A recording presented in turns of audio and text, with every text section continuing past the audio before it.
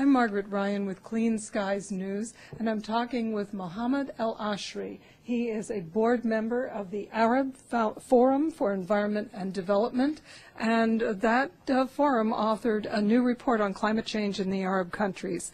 Can you tell us something about that report?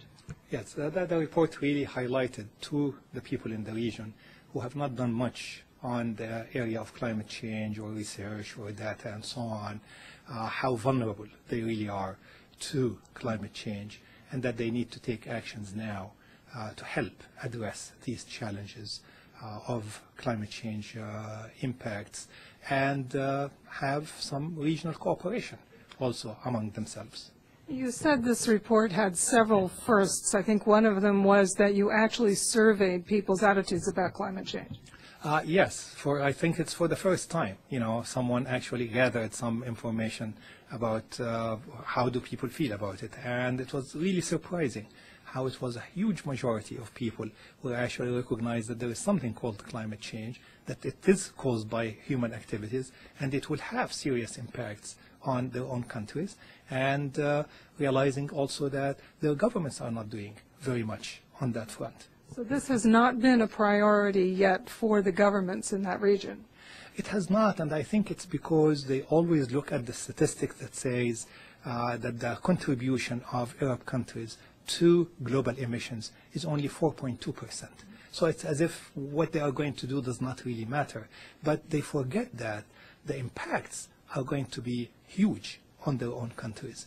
And I think that's one of the main purposes, really, of this report, to highlight that to them. Your report matched up projections of sea level rise in one part that showed some fairly substantial impacts. Were those a surprise to people in those governments? It was a surprise, particularly to people really in the Gulf area, like Qatar, Bahrain, UAE.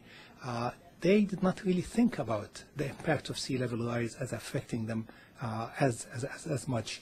But in terms of land area, Qatar will be the most exposed, for example.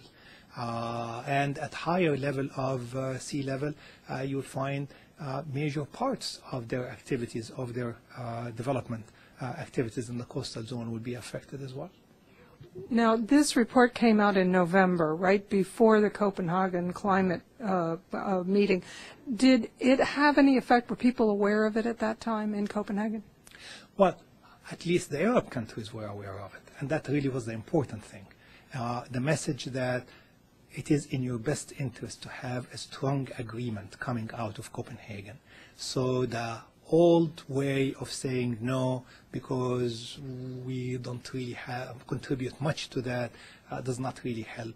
So that, I think, has helped a great deal in that they were not part of the opposition.